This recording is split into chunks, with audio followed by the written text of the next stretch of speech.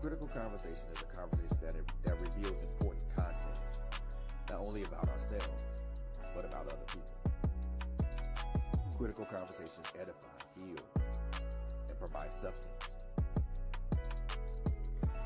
Join Latanya Harris Gooden as she introduces us to critical conversations right here on Trailblazers Radio.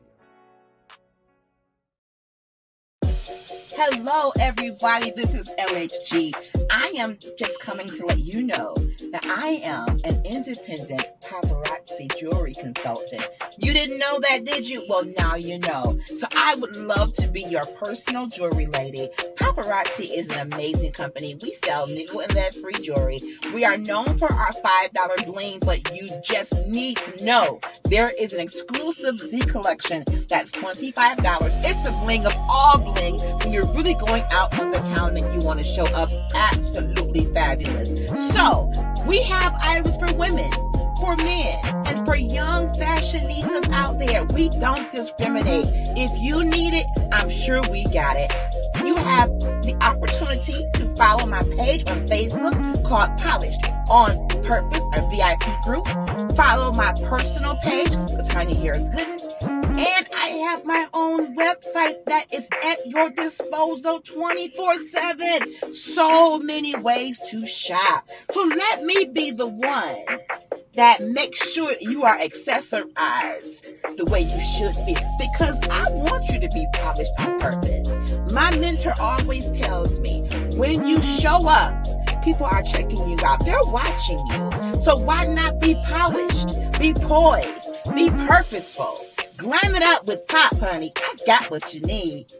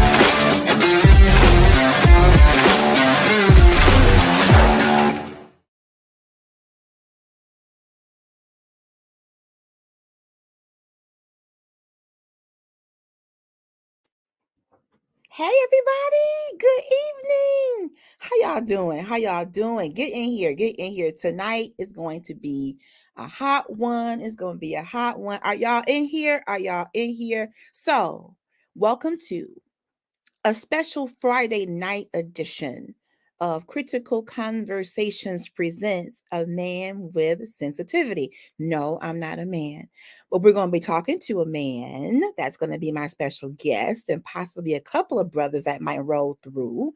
But I am married to a man. I have a dad. I have a stepfather, aka dad. I have brothers in my life. So I think that this is a discussion worthy of having. If you saw my commercial, as you see on the beginning of every show, hi, Auntie Diane. Y'all roll on through here tonight.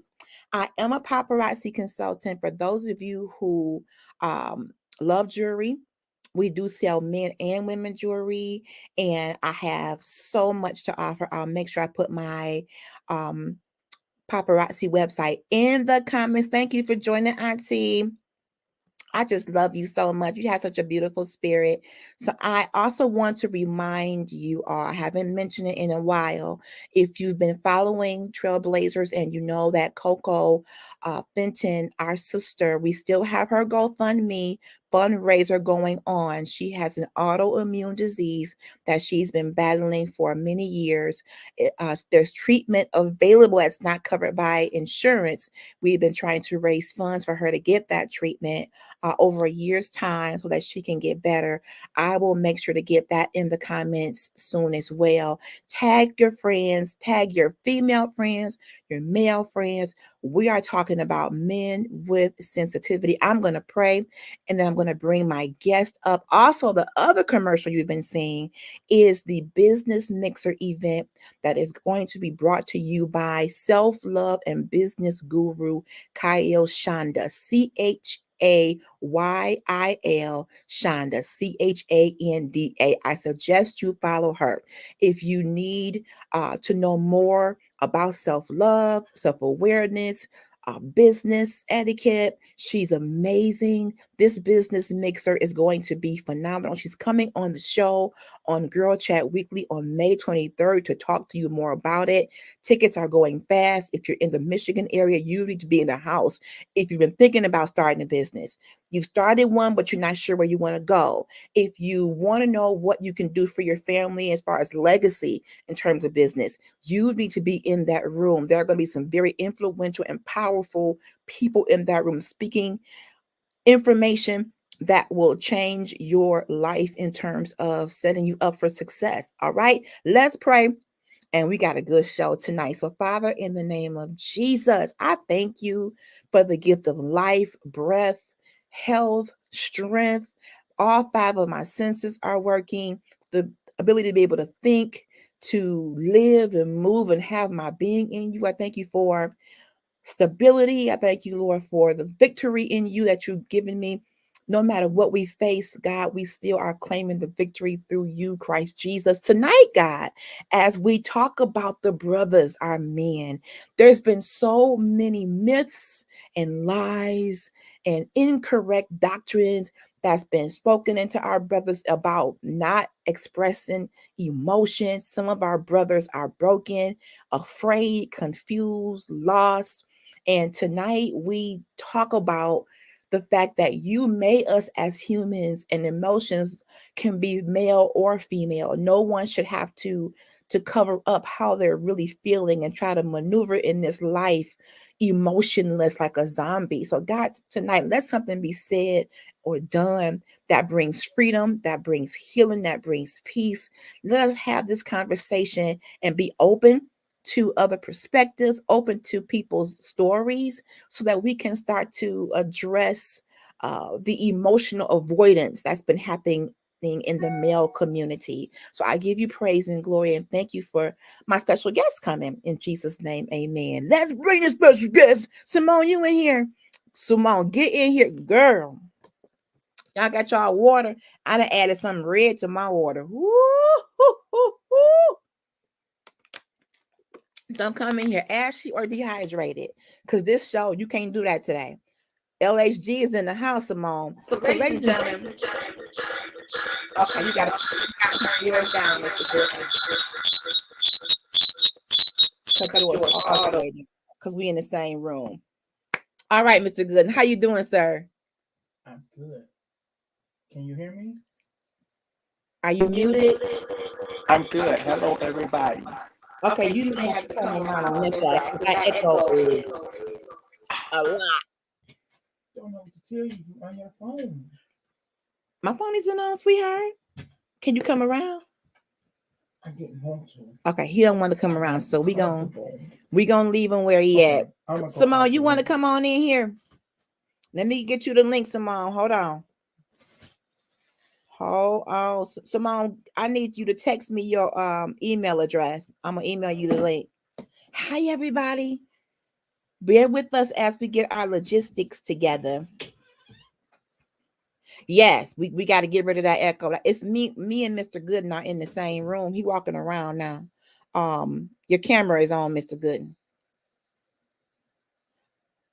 I need to get your email, Simone. Text it to me on my phone, and then I will get you the link. Okay, is that better? That is better, Mr. Good. And come on, you didn't work that thing right on out. Come on. As soon as I get your email address, Simone, I'll get you the link. Listen, y'all. So the show is called Man with Sensitivity. I remember that Ralph Tresvant song that was popular in the 90s. And I thought about that because What was the name of that song? Man with Sensitivity. You remember it, Mr. Gooden? Yeah. You do? Okay. Were you alive in the 90s? You're a little young Thundercat. You out of order. And I'm talking about that tonight because I think that there has been some social constructs, maybe even some family in doctrine, or almost like we've been ingrained that men should not express emotions. All right, I'm sending it now, Simone. Hold on, y'all. Let me get Simone this link. Mr. Gooden, talk to the people while I get Simone this link. What's up? That's all you gonna say? Yeah, I was eating some candy. Oh Lord, you ain't supposed to be eating. Here comes Simone. I'm sending it to you now for your email. Look, what kind of show is this now? You ain't gonna tell me what I can eat in now. Uh-oh. He coming with demands, y'all. He coming with demands. Now you in church. I'm gonna sing some tissue and put that candy in the tissue. Ain't no candy in this show. We in church. This ain't Dr. Maddie Moss Clark, and I ain't chewing gum. He ain't got his spirit right, y'all. So I asked Mr. Gooden to come on, and I said to him, y'all, I said, I'm doing a show on men with sensitivity. Y'all know what he said? I ain't coming on that show. So, Mr. Gooden, what made you feel as though when I asked you to come on and you knew the topic, what deterred you? What made you like draw back when I said? First off, I was already committed to it before I knew. I didn't know I was gonna be on this show, but however, it's all right. I'm here now. Do you think that you're a sensitive man? Sometimes. Okay. Do you think that there's something wrong with men being sensitive? No, but everybody don't show it, so.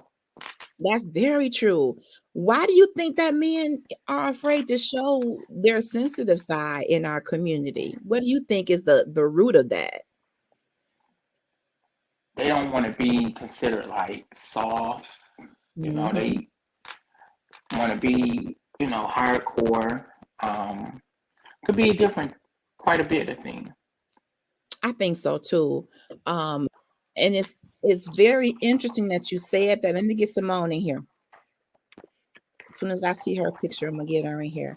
I give this analogy quite a bit. You have two children on a bike. You have, hey Simone, how you doing, sister? Good. Hey. It's a good Hi, how are you? Oh, you get to officially meet on the screen. Sir. So I know this is all about y'all tonight, but listen, this woman here, this one right here, don't play about her, okay? Cause let them know, Simone. Let them know. This one you got right here, she's something else. Oh, listen to me.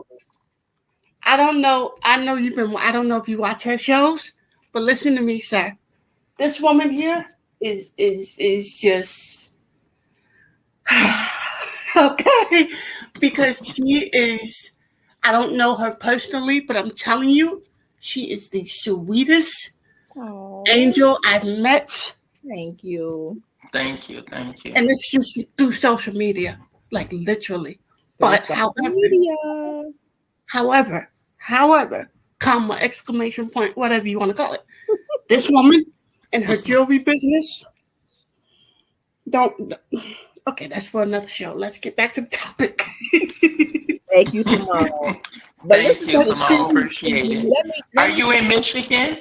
She's in Virginia. Virginia? No, sir, I'm in Virginia. I wish I was in Michigan so I can squeeze her face and hug her like crazy. We gotta get together, girl. We may have to pay Virginia a visit one day. Yes, let's do that. Listen.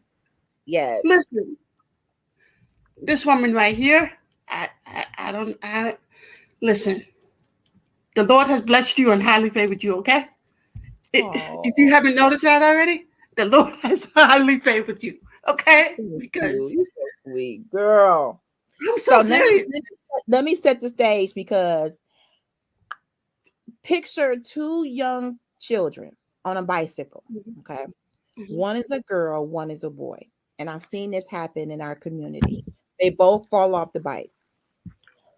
The response to the little girl is always going to be, oh, poor little Keisha. Let me help you. Oh, Lord, she didn't fell off the bike. Come here, come here.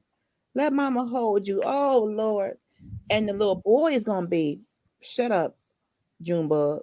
Get up off the ground. Get back on that bike. Don't you shed not one tear. I don't care. Hey, Lily, I don't care that you're bleeding, the bones coming through the skin. You a boy. Don't start that crying. Shut up that crying. And unfortunately, they the same age, right? They just got off the same type of bike. One, the little boy can be even more wounded than the other. But because he's a boy, there is this overall ideal that he should be tough. They both in pain. They both screaming. But the little boy is going to be told, get up, wipe your face, get back on that bike. Bones sticking out and all. And the little girl is going to be coddled. And that's how we introduce this idea to men that no matter how much you hurt, don't express it. The masculine part of you has to be, suck it up, dry your face. And you know, I want to add something. You know what's crazy about that? I think because in nature, naturally, because the way God separated us as male and female, He created us as nurturers and as, I guess you want to call it, coddlers. Maybe not. So we're used to, oh, poor baby, it's gonna be okay. You're gonna heal in a few days. It's gonna be okay. And then for them, because we're not technically supposed to be teaching men how to be men. We're now we're in the position to where we have to just say, tough up. Oh well, you got it. Right. Because we're not in a position to. We're not supposed to be in a position to raise men or teach men how to be men. So because, like I said, we're nurturers. So when it comes to our girls or our women, we're like, oh, poor baby. When they hurt, we hurt, of course. Right. So we're like, oh, God, she's in the hospital. I can't take it. Help me, Lord. You know, all the dramatics come out. Right. But when it's him and when it is them, we're just like, boy, if you don't tell up off that floor and go about your business. But we deem emotions as a female phenomenon and not a human experience. That's true. That is true. Oh, and there's this myth that all women are emotional. They're gonna cry. Because naturally we are. We can be. We can naturally we are. But we have to because we are nurturers. We're made to nurture because we birth human beings. We're made to nurture. We are. So naturally, we are going to be emotional. But guess what, though, Simone? Some women don't have a nurturing bone in their body. Let's just be honest. Even though we, as women, I agree with that. We were designed that way. We give birth. We bring forth life. But many of us, as women, we don't even know how to nurture. And it can come from our childhood. Now, I was just going to say that. I was just getting ready to hit on that. I was going to say that sometimes some things happen in our life to where we lose all emotion, we lose all feeling, because, like, again, a lot of things happen to us at one time. So it puts us in a place to where we're just like, oh, well, I got no more tears. If you are a little boy and in your house, they told you to be quiet, don't cry, then what else you gonna do? Get a whooping because you're crying? You gonna not cry? Yeah. You're Or being as, trained or as to mama said, support it. as mommy says, I'm gonna give you something to cry for. Listen, I done heard that myself. I'm gonna give you something to cry about. Stop that crying before I get. Because Ooh, Lord. like a lot of things happen and we end up in a place where we just like emotionless, especially if you have a lot of death, a lot of trauma, a lot of all that stuff, and it hits us at one time, and we just left at a point to like you literally see us at funerals just Right. Another example is we want to cry but we can't get it out. right. Like That's true. inside we literally want to cry, but it's like it's not gonna show Right. physically because it's like Right. we don't know how A to. Facebook post where there was a man and his son, and he was kissing his son on the forehead, and then the man's father was above him, kissing him on the forehead. Why that post was so controversial? Because we don't typically see men, even family men, kiss each other. I thought it was the most precious moment. It was 3 generations: granddaddy, daddy, and son in one picture showing affection toward each other. Why did people in that post turn that into some perverted moment?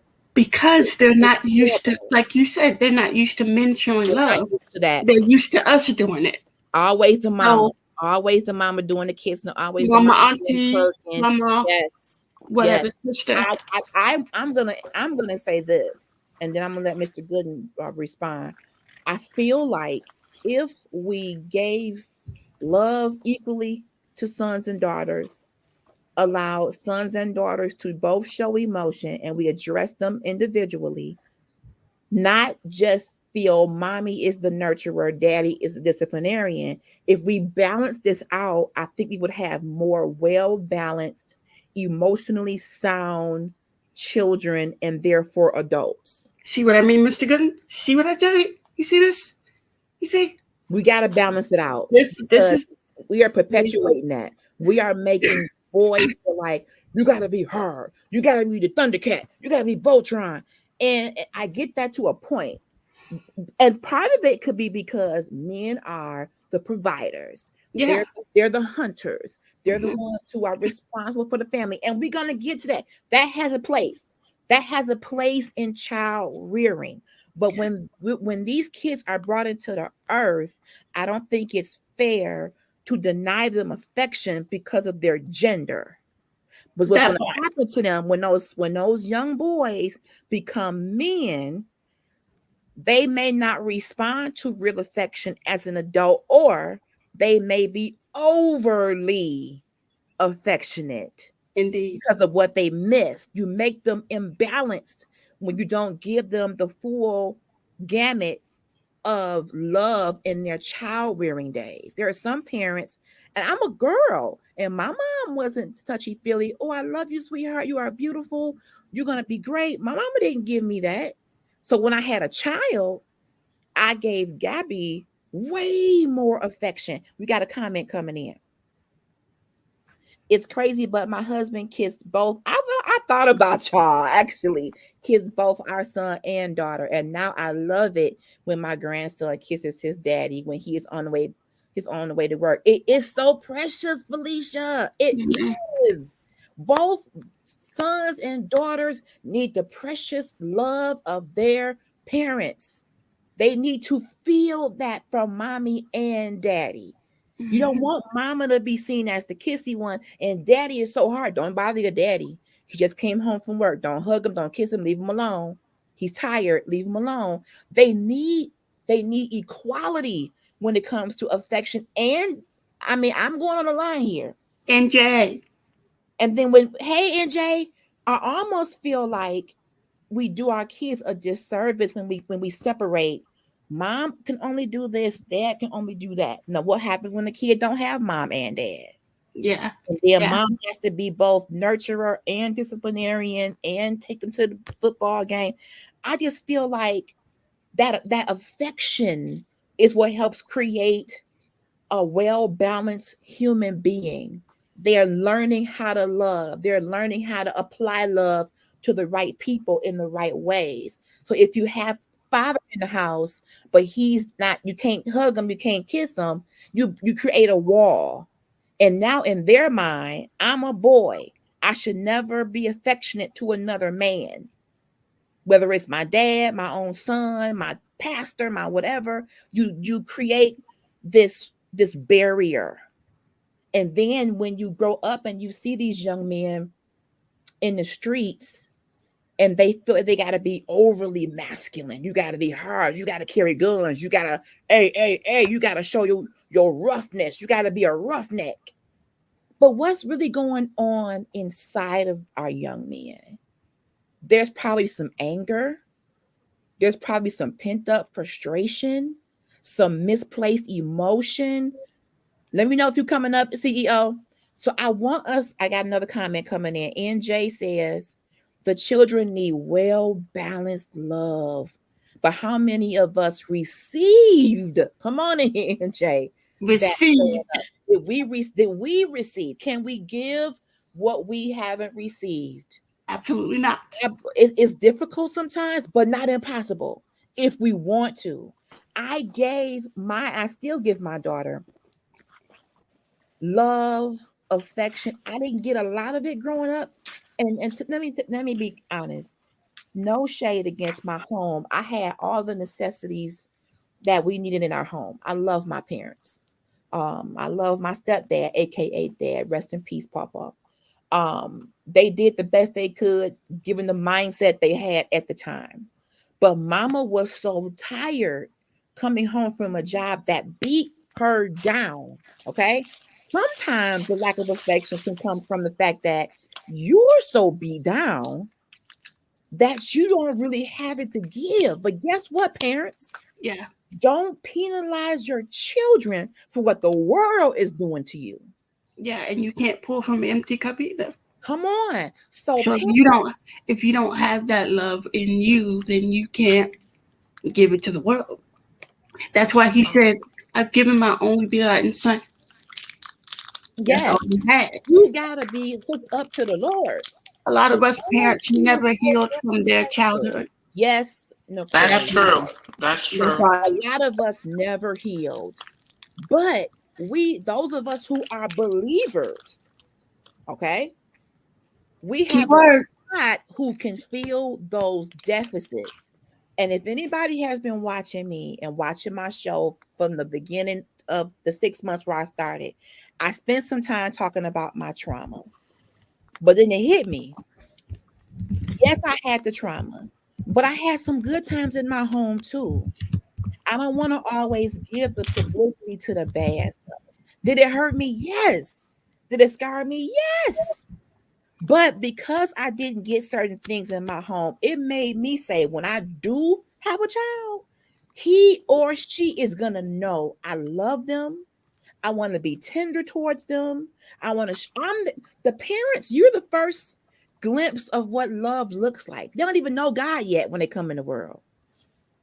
God created them, but they don't know who Jesus is and that he's the epitome of love. So guess what? Oh, Miss Diane, I'm so sorry. No. So sorry your brother passed away. We are praying for you. Love you. And I will be after the show. Praying. So sorry, Miss Diane. Oh my God. Oh man. In the world, y'all. This is another reason why we gotta show love. And I mean show it on a consistent basis. Thank you, Nakori. Nakori gave her condolences to Miss Diane. That's why I love my listeners and watchers. We are loving people. But for me, because of the deficit that I had of that tenderness, and not that it was Mama's fault. Mama had a very stressful job. And when she came home from being overworked and misunderstood, she didn't have much left. I went through that too. In corporate can sometimes beat you down to the white meat, to where when you walk out that job, you don't really have much. But parents, we got to muster it up. We got to muster it up from somewhere, from the Lord, from prayer, because these children are hanging on to your every word, what you say, what you don't say. And if you don't show them love, you risk them getting it from another source where it's not real. Mhm. If you parents, And mothers, I've learned fathers that so much through are not childcare. doing it, I've learned woo, that so much through my childcare experience because it was like you don't know what they've been dealing with through their, through their life. So it's like once you get them in your facility and you see how they act certain ways, and you just like, oh no, I'm not tolerating that. Absolutely, you ain't doing that in my classroom. But then I had to sit down and realize I was like, mm-hmm. oh, like Yeah. my boss had to, continue to remind me that some of these children have dealt with a lot. Yes. Many of these children have dealt with a lot. Let me go to Mr. Gooden. Mr. Gooden, if you are comfortable in talking Chocolate, about chocolate. as a little kid growing up, whether in school or home, what was it like in terms of the comparison between how boys are treated versus how girls are treated?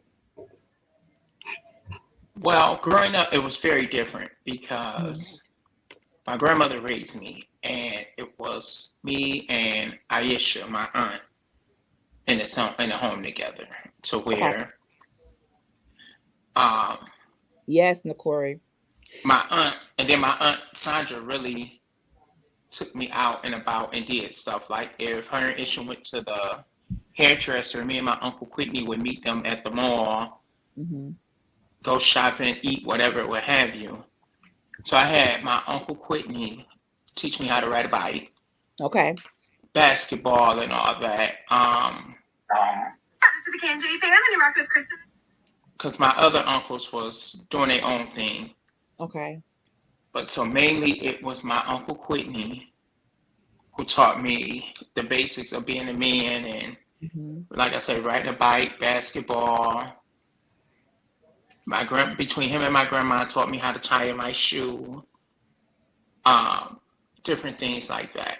Um, then I also learned some other things from the neighborhood I grew up in because they were boys, so that jumping out of trees and all that stuff and being a little rough Mm-hmm. kid growing up, I learned from the kids on the block. But it was very different.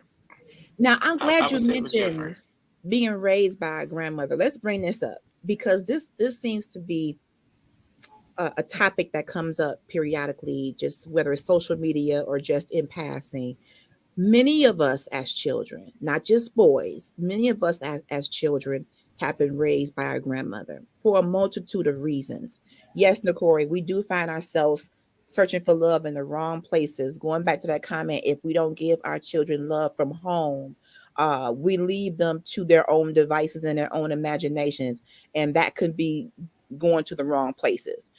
Many of us have been raised by grandparents. That's still happening today, whether it's because a parent has drug addiction or is just not fit, whether a parent has a demanding job and needs the grandparent, grandmom, granddad to step in. Whatever the reasons are, many children, I can't speak for any other community, but in the African American community, many of us have a strong background with our grandparents. I'm one of them.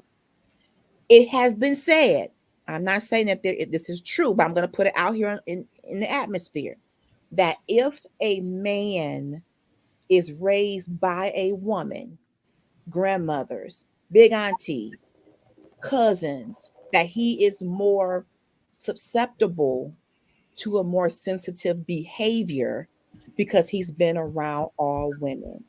Welcome to my CEO, Fred Beatty. And since he just came on, I'm going to pose this to you.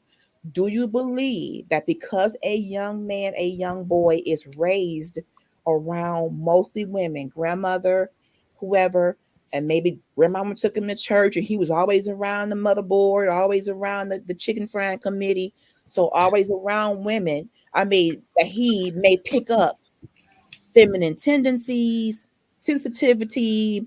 How do you feel about that statement, Fred? That's not entirely true. I'll say that personally because I was raised by both my mother and my father, Mm-hmm. and those the qualities of my mom and my dad are both present within me. Right.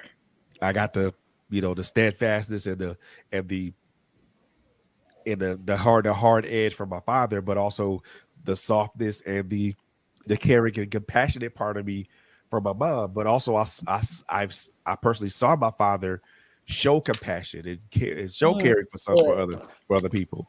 So watching him do that for other people as well, do that for other people and everybody and other kids in the neighborhood, especially when we were playing baseball in the park. Oh my gosh, it was to see my father at work, with being just as compassionate and caring with other folks' kids, but also showing us the same thing, compassionate, love, and caring.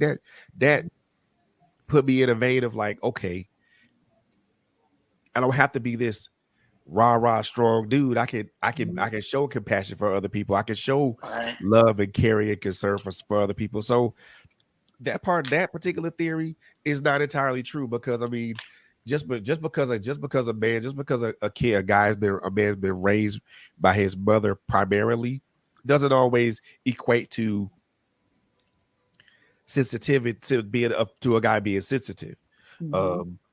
In some cases it is, some cases it's true, in some cases it's not. Like I said, I was raised by both my mother and my father, so I saw those quote unquote sensitive qualities in both my parents. It's just something I tried to emulate from watching both of them and seeing them demonstrate it. That's good. Now you made a good point when you talked about your father and having those moments in the ballpark. Those tender moments are necessary between father and son. Going to the park, going to get ice cream. Children in general, need to be able to experience those tender moments with their parents. Now, my take on this, as a single mom raising my daughter prior to getting married, I've been blessed to have two of the greatest godparents for my daughter in the world.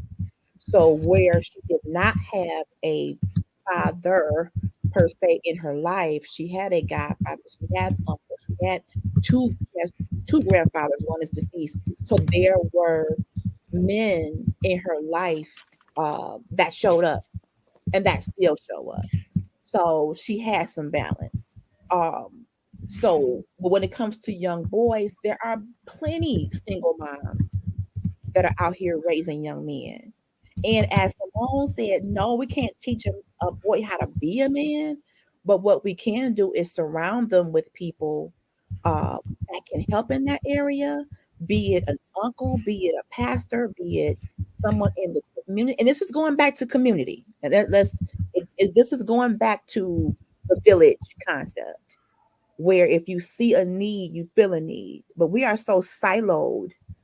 Everybody in their own space, on their own. Don't talk to me. I'm not helping you. You ain't got to help me. It's me against the world. The times have shifted where the village concept, and I talked to my husband about this. My husband got about 275 aunties. Wow. Exaggeration. But only 5 of them probably are, or 3 of them, 2 of them are actual family. But the point is, there's people who love him, have loved him from, his infancy, and became in our community, y'all. I can't speak to nobody else. In the Black community, auntie is a big thing. If somebody call you auntie, that's vice president mama. That's like, I love you like a secondary mom, and you looking out for me. And aunties can whip your butt back in the day. I'm not sure that's the case now, but nope, it's not. It's not. Nope. That's important, because whatever mama couldn't do or grandmama couldn't do, auntie would get a hold of your tail and light you up, and you make when you get home. I don't know. I don't know, because I do have that one aunt that has whooped me. Bad. Listen, bad tail. And this was probably Corey. wow. Had to be about maybe 16, 17. Mm-hmm. And yes, may her son rest. Rest in peace. We were up playing the game probably to about 2, 3 in the morning. And she thought I was gone. And I did tell her, Auntie, I'm gone, and end up being at the house. And I got in trouble because she said I told her a lie. And I did not leave. I was there. I called my mom and told her where I was, but I stayed at their house all night. We played video games all night long. When she got up to go to work that morning, me and her son was still playing the game. So yeah, she did whoop me. And I call her Auntie. Yeah. I still call her Auntie to this day. So question. Whooping. Go ahead, Simone. She thought you left the house, but you didn't. Yeah, because I told her I was leaving. I said, "Good night, Auntie. I'm gone." That's good. When she went upstairs to her room, I went back in the room with her son, and we continued to play the video game. So you pretended like. And I got it. I got in trouble. Got it. But when we're my mother didn't do nothing. I'm like, dang, it's my aunt. And I believe that my husband is very sensitive. And that's one of the things that I actually love about him, because my stepdad was sensitive. Now, here's the thing. Not every woman can cohabitate cohesively with a sensitive man. Growing up, and without going too deep, my stepfather, he was in tune to his emotions. He had no problem crying. You know, he felt everything very deeply, very loving. We had moments I couldn't stand him, may he rest in peace, but God. Intrinsically, he was a emotional, kind of sensitive guy. My mom, on the other end, is a very strong, very aggressive, assertive, take charge, control the show, take care of everything type of woman. So at times there were some clashes because she was expecting him to be harder, tougher, more take charge or type of thing. And it was kind of an imbalance. So when my husband and I got together, first of all, we've been knowing each other since we were children. So I already knew that Mr. Gooden was sensitive. And I liked that about him. Then he was also very kind-hearted. He was the kind of young man that will open doors for you, watch out for seniors. And that's been his way since he was a kid. He's still like that now. He may not admit to being sensitive, but if he sees something or feels something, yes, he may cry. When he got the news about his grandfather, yes, I'm like, let those tears out. That's the man who stood by you through a lot of your lifetime. So I believe that we sometimes as women make men feel inferior because they're showing emotion, and we feel that's reserved for us. So I want to get into that. Let me see what NJ just said. How do you walk in your femininity when being with a sensitive man? Ooh, that's a good one. That's a good question. You have to want to. Just because a man is sensitive, it doesn't mean he isn't masculine. It doesn't mean that a woman has to become masculine. We have these gender stereotypes where we see masculinity as roughneck, thugged out, and then we see femininity as, oh, come rescue me, big boy. When you have a man that's sensitive and that's in tune to his emotions, that may be an empath. An empath is a person that just feels everything deeply. My stepfather could be watching television and a commercial would come on. Kind of commercials can have those little tear-jerking moments. And he'd be in the corner just like, woo, woo, woo, just, shoulders punching, because he felt whatever it was, he felt it. And it could have reminded him of something. Like when I'm riding down the street, y'all, I can see a billboard, I can smell the fragrance, and it can remind me of a loved one that's no longer here, and I can start crying. That's just feeling. That's human. Yeah. I don't think I'll do that. Nobody can do that. Listen to me. When I put on my t-shirt with my grandparents, with my bless their soul, when I put on my t-shirt with my grandparents, I literally fight tears because it's like they're no longer here, and I'm literally representing them on my body. And that Like can happen at literally. any moment. Anything can remind you of someone, and that's male or female. So That to is true. answer your question from my perspective, Corey, being married to a sensitive man, I don't have to forfeit or compromise my femininity, but I have had to stop trying to be the masculine force in the marriage. That's good. Apparently That's good. say, because of what I've seen in my lifetime, my mom is, man, she wore the pants, the blazer, the belt, the tie, the suspenders. That's the kind of mom I have. Extremely, let's do this. This is how it's going to be. Boom, boom, boom. And I'm not knocking her for that. That's what she knew to do. Because in many times, if one person doesn't do something, the other person assumes the position and they do it. But what I'm learning, I've only been married 5 years in, Jason. I'm still new to this. And in the beginning, I came into this being like, okay, I gotta show him I'm independent. I gotta show him I got this. And he's like, no, I know what you can do. You can pull back, honey. And that's what we talked about. I know we talked about it a couple shows ago. We did. Where we were talking about our femininity being how we are femininity because we put up those walls. Yes. When it comes to men, because we've had to be in that position for so long. Correct. That was my life. Now when they come in, we're just like, oh no, hit the road, Jack. I got this. Exactly. It's my show. I want to hold on to my femininity because he's married to a woman.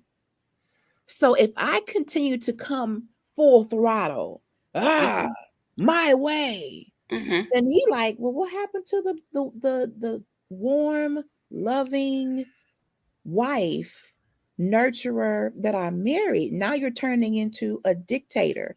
You're turning into a man. Because again, we have been used to doing it on our own. Yes. So now we want to run the show. Yes. And we tell everybody else, hit the road, Jack. Yes. Don't come back no more.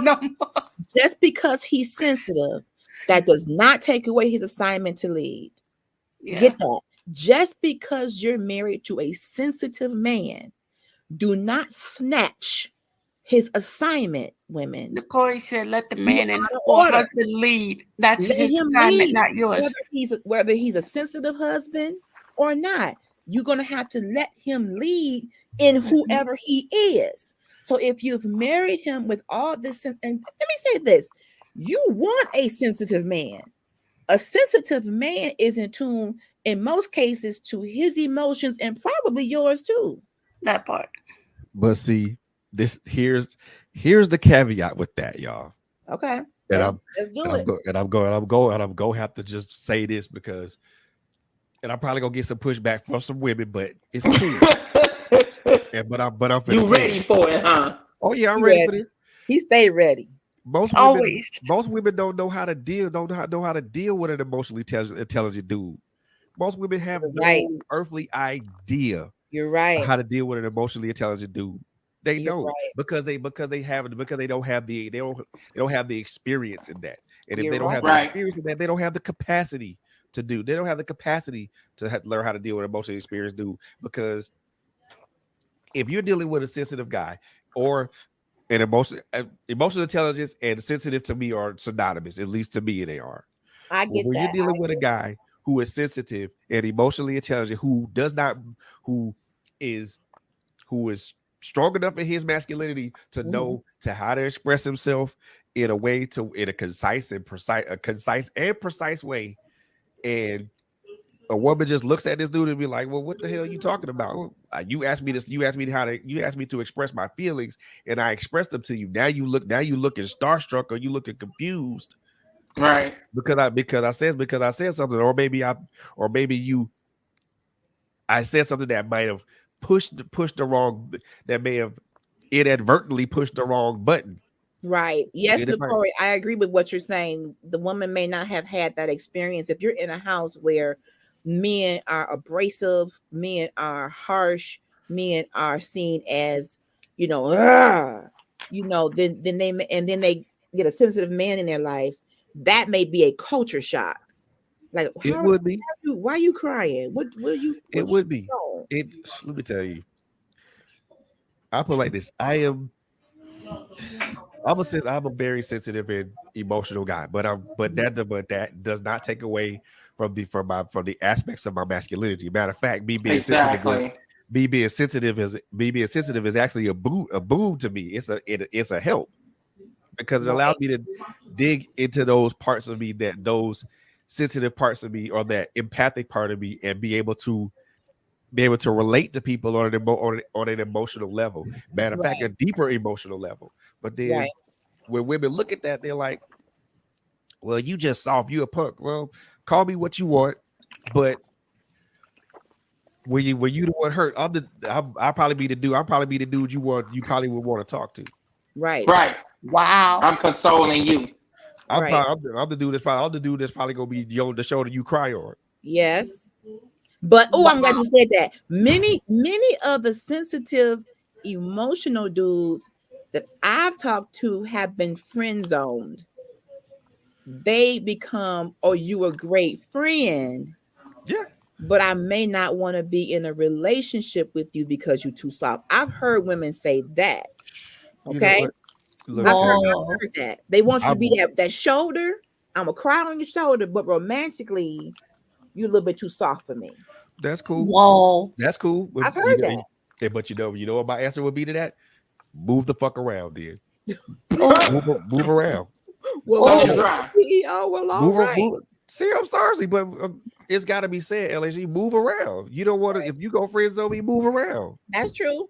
But let me You say know, this, Fred, you said, okay, I heard the part about being emotionally intelligent, and that's a big thing in my head because we were doing shows about that.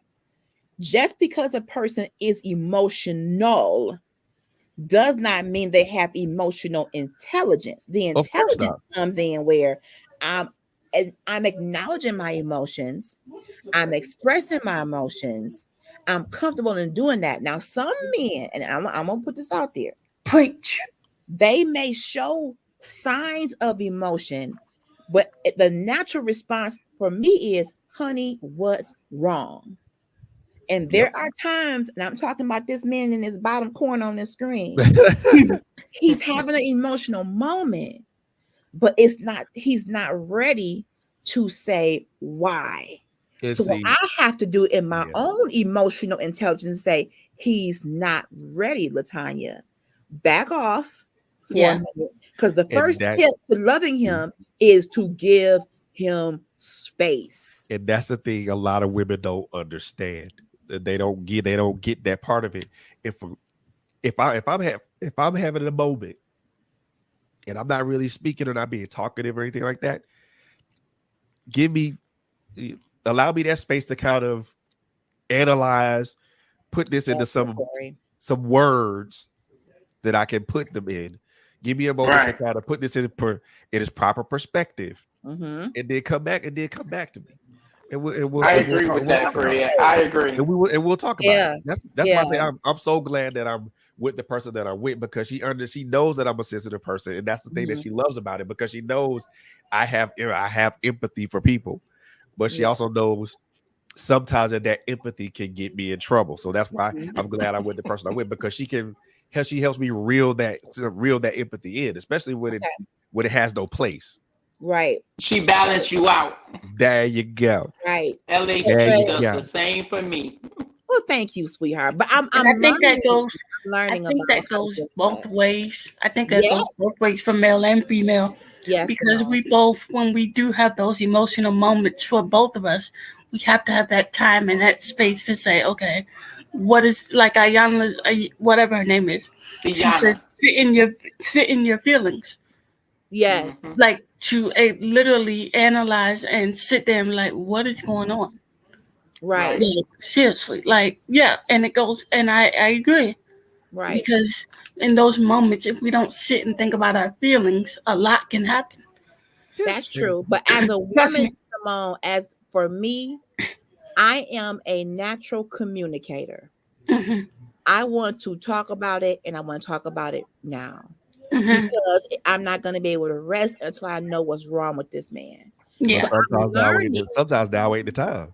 and I had to learn that, and I'm still learning that, Fred. I'm learning that because that's what I'm used to. I'm used Right. to, okay, I need to know what's wrong with you because I want to fix it. Nope. Women Because when we're nurturers, we're fixers. We want yes, to be fixers. I want him to tell me what's wrong so I can come up with a solution. But that may Mhm. not be my place Nah, to do that. We want not to at be that time. problem solvers. Not at that We time. want to be problem solvers. Not at Yes, that Yeah, time. because we've been able to birth you, so now we're like now we want to we're fix it. we're in that place of intimacy with you where Yes, we're like, Right. okay, what's going on? right. Because we gave you life Mm-hmm. in some form or another. We gave you life, so Mm-hmm. now we're still in that intimacy stage with you where we're like, okay, when you break down, we're like, yo, what's up? But sometimes looking at the biblical standpoint of being a help me, I want to help, but sometimes help means back up for a minute. Yep. You can't Pull away. determine how to help go and look, wives, girlfriends, well, wives, really. Mm-hmm. If you are dealing with a marriage and you're married to a person and the Bible is saying you're the help meet, you're that rib, sometimes that the help that you give, you have to tailor it to what that man needs in that moment. And if he needs a breather, now come on back to me now, Mr. Come on back now. Don't hey, now it's been 48 hours, bro. You good? Knock knock. What's going on? I mean, and that's about communication, and you learn your mate. You learn what that breathing time looks like. It may be tomorrow, it may be 2 days from now, depending on what's going on. But if you keep inching, as my husband says, teaching and teaching, and pushing and pushing, it turns into nagging. Yeah. Yep. And it can come across as mothering. Yeah. Hashtag we ain't say mama. Yeah, because you think you're helping, but You think just you like, are, but it's coming like, across like mama. What's wrong with you? Come here. but Or unnecessary Yes, aggression. and Jay. Clear Unnecessary aggression. communication. Yes, because and let me tell y'all something about LHG. My background testify. is training. My background You is said no. don't let the sun go down on your anger. So here's a good point. Felicia brought in a good point, y'all. So how do you maneuver if you don't want to talk about it in that moment and you don't want the sun to What's go going down on with your face? anger, I like it. then I guess you gotta agree. Yeah. I love you. Let's talk about it tomorrow. She But like I'm that. angry. Maybe that's how you gotta approach that. What you think about that, Felicia? If the man doesn't want to go deep about it in that moment, I don't want the sun to go down on the anger. I'm gonna say it is. How do you address it in that moment? I'm gonna say this. Give me some time to let that simmer, let that marinate in me. Because for me, I'm gonna need that time to allow things to process. Okay. So if the sun goes down tomorrow and I'm still feeling some sort of way, then let me feel that way. But at the same time, I'm not gonna shut myself down. I'm still gonna be open to wanting to talk about it. But It was good. when I'm ready to speak on it, I'll I speak said on it. hey. When I walked in the door, I thought I said hey. Funny thing about My that, bad. Hit your mic. I got you. funny thing about that is Sorry. when my son passed, is that there was really no outlet for me to, well, it was, but it wasn't an outlet for me to release all those emotions because I felt like I had to be this stalwart person and try to hold myself and my family down because it was just the most terrible and most devastating moment any parent or anybody could go through, losing somebody. Of course. there was no outlet. I had no real outlet for my emotions because there were days where I wanted to cry. There were days I wanted to just be by myself and just allow myself to kind of process everything. But I didn't have a chance. I didn't have the opportunity to process because at that point, life still had to go forward. Life still had to move forward because I was like, I don't have time to, I can't take a time out for me to process what I'm going through because if I take a time out to do that, I'm gonna be looked at as being a soft dude, and all the dudes that all the guys that I was around called themselves quote unquote I'm a man's man. I don't like sensitive dudes. You being a little too soft for me, bruh. You ain't just experienced what the hell I just experienced. Right. That part. But look at this comment though. Nakori says, good question. Don't shut down and say nothing. So maybe the agreement has to be, Mr. Gooden and I, if this comes up, we're not going to, hash it out too far, but I love you. We agree to disagree tonight because should something happen and one of us don't wake up tomorrow, we don't want the last thing that happened to be an argument. Can you imagine having a really intense moment? God forbid one of us doesn't wake up. And then you have to live with that was the last encounter I had with him or her. I hope they knew I loved them. So if you agree to say, I'm not saying I don't want to talk at all. I just don't want to talk about that. But I love you. Let's agree to table this. It goes back to Nakori's comment. Clear communication.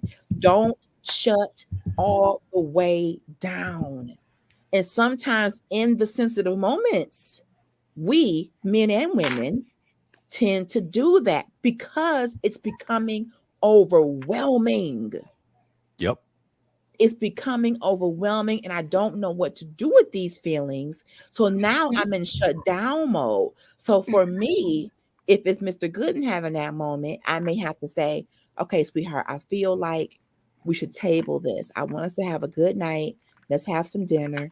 And if it's the other way around, and it's me having that emotional moment like this morning, I was in a very emotional state, and, he came and consoled me.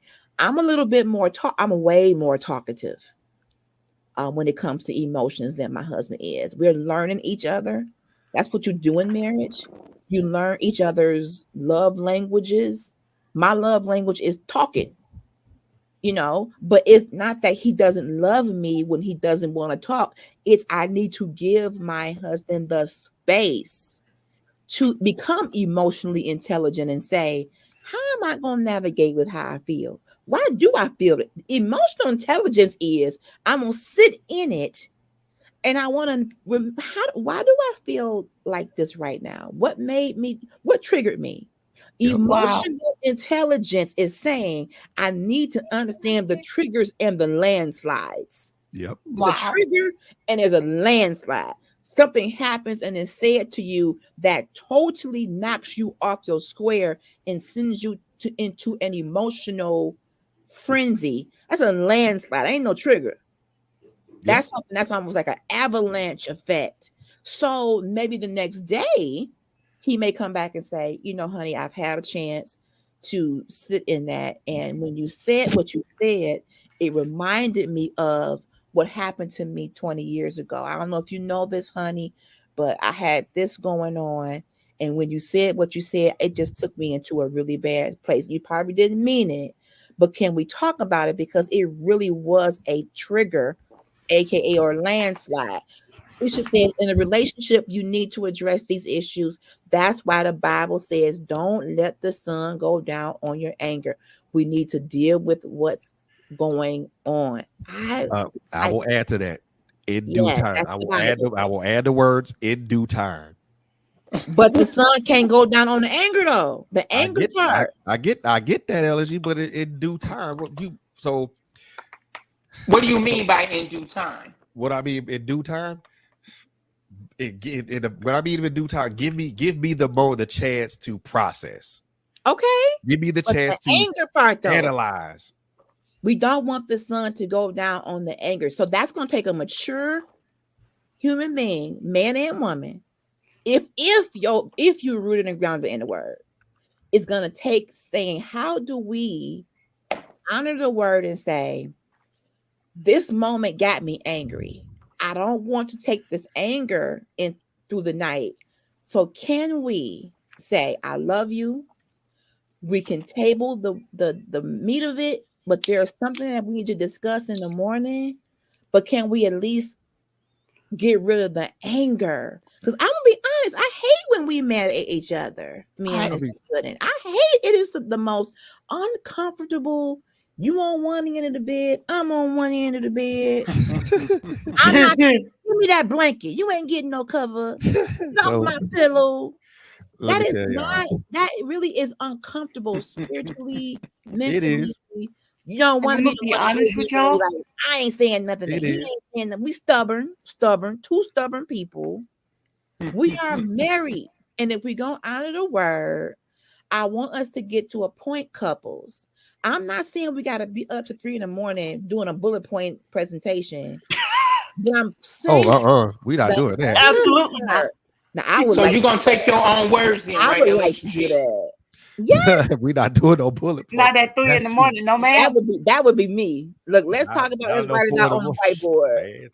But yes, I would be asleep. Yes, I am. Exactly. Why am I looking at a projector right now? I'm going back to bed. It's a good point. I do want to do better because I know we've both been guilty of that. Like, we don't want to be the first one to be like, I'm sorry. So I got my arms folded like, He got his arms folded.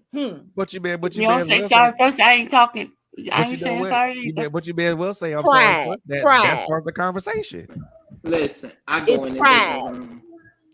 Man, look here. So we need to at least agree to say, if we get into a heated moment, it could be in the morning time, it can be in the afternoon. Let the agreement be, let's not let the anger continue on this level. Can we agree that we love each other? We're two different individuals. We don't have the same brain. We're not gonna agree on every. And let me say this, sensitive brothers.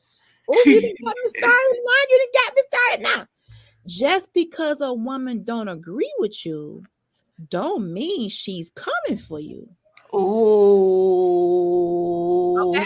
So really? I agree. I agree with just that. Because, and I'm in general, just because someone disagrees with you doesn't mean they're trying to argue with you. I have that problem. I'm gonna be honest, because a lot of times when I get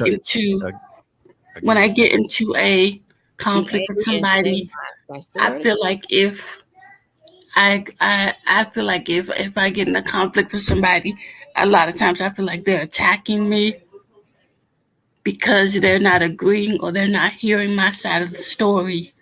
So I feel like they're not hearing me. So I feel like they're attacking me. Let me get to Felicia's comment. She says the Bible says, "Be angry and sin not." But if your anger is shutting out your spouse, okay, that's a good point. If your anger is saying, "I don't even want to talk to you right now," then that means when you're shutting them out, that's when it's turning into the anger. Wow. Okay, you gotta agree with that and say, "Listen, I agree. Down on you." We gotta agree. It's the word of God. I agree. This is the word of God. And that's Bible. She's right, and this is what's gonna make for a better relationship when we agree that we disagree, but we still love each other. We don't want to go to bed angry. We want to honor the Lord and His word, so He can continue to bless this relationship. That's the thing. We want Him to bless this union, which means we got to make some changes, sensitive or not, to do what the word of God is saying. So going to bed mad, waking up mad, not talking for 2 days, simmering and letting that thing fester. That's where you definitely going into the sin zone. But let's get back to what you said, Simone. When people disagree, depending on how it's being presented to you, Mm-hmm. Okay? If they present their idea, their perspective, it isn't maybe an attack or depending on their language too. Okay. Mm-hmm. It could just really mean, and this is big in marriage, when you present an alternate opinion, a perspective, an outlook. I got a brain, Mr. Gooden got a brain. He says, well, honey, I feel blank. And if I say, you know what, I get that, I respect that, but I feel this. In the sensitive moment, it shouldn't be you knocking me down for my idea. No, your idea, your feelings, your is all valid. It's just that mine happen to be different. Shawan Jones, thank you for tuning in. The Bible verse says, "Be quick to hear." This is good. Slow, y'all bringing the word tonight. Slow to speak and slow to anger. It's important that we be mindful that words, ooh, They do hurt. Indeed. They hurt. Indeed. Yes. And What is it? Proverbs 18:21. When you've opened yourself up to the anger, and now you want to hurt them the way you hurt, and now you're going deeper into the anger and deeper into sin. See, I want them to hurt. I want them to hurt how they hurt me, and now I'm gonna make the lowest jab that I can come up with. I'm guilty of that, and I apologize, Mr. Gooden, because in that moment I wasn't quick to hear. I wasn't slow to speak. I was slow to hear and quick to speak. I flipped it. And I'm gonna be honest again. That's how I am in a lot of instances. And we being honest tonight. That's why we do these discussions. I am a lot of times. I think I know we've heard this. But I think it goes. We want to hear in order to respond. I think that's how I see it. But yes. I get my rebuttal. Listen, I be like this. But I want this ready. One. Read this. Ready. Come on. When I say I'll be ready for a comeback. When I say I'll be ready for a comeback, you just go. It's just like I'm trying every day to learn that a lot of things don't need a response. Come on. When I say I'm trying to learn girl, you are in my deliverance package. Come on. Because a lot of things you pick your, I could hear Felicia saying, pick your battles. There you do got to pick everything them. Ain't got to be a battle. Everything ain't worthy of a clapback. Sometimes if you pursuing peace, and Mr. Good knows I talk about the pursuit of peace quite a bit. If you're pursuing peace, I'm listening to my husband, not to respond, but to hear him. How do you respect and love the sensitive man? You hear him out. You don't interrupt. It's like customer service. They teach us to try not to interrupt the customer. Let them get out their problems so you can understand what it is. Don't keep interjecting. Just let them get it out. Whatever it is, just and don't do double dutch. Oh, I'm about to jump in. I'm guilty. It's my part right here. Like double dutch, maybe I'm about to, as soon as he goes, I'm like, look, but that no. And communication is key. You're right. But very when you are dealing with a sensitive man, sensitive anybody, woman, hear this is just a good practice, period. Hear each other out completely. Go have to. And I'm gonna even add this. We used to do this when I was younger, in communications class. When a person is done talking, how can you tell they're done? They will say, and I yield the floor. Or something like, now it's your turn. Because you don't know when they're done. But they can say something like a cue, like, okay, I'm ready to hear your perspective. And you know what's crazy? That doesn't exist anymore. No. We just say, are you done? Are you done? I'm gonna tell y'all right now. That phrase are right you done there. Now? That phrase right there. You finished. See that phrase, those phrases right there will set a sensitive dude off. Really? Yeah. Are you done or you have the floor? No, are you done? Is you finished? Those two phrases right there will set a sensitive dude off. It's condescending. I mean, and I don't think it's just a dude. It will set us off too. Not just y'all. It will set us off too. Because we especially when I've said it. I've done it. when we're in a deep Nowhere. conversation You and we're done? trying to get our point across, and y'all like, are you done now? Exactly. Like we're literally pouring out our heart. It's not the That'll greatest. Either one of us, that'll male set or anybody female, off. we're But literally you have to pouring out our find one heart. that'll work. Find one that'll work for that will sound better. Like See, I Yeah. yield the see, floor. for me, when I make my something point, like I that. just don't say I've nothing never else. heard that one before. I yield the floor. When I make my point, I don't say nothing else. Phrase. You don't, okay. That's the business. Mr. That's the Didi. business part of LHG, y'all. I yield the floor. That's that business part coming out. See, when I'm done speaking, I don't say nothing else. When I'm done Yep, making I my point, just I zip it like I to don't say close it. nothing else.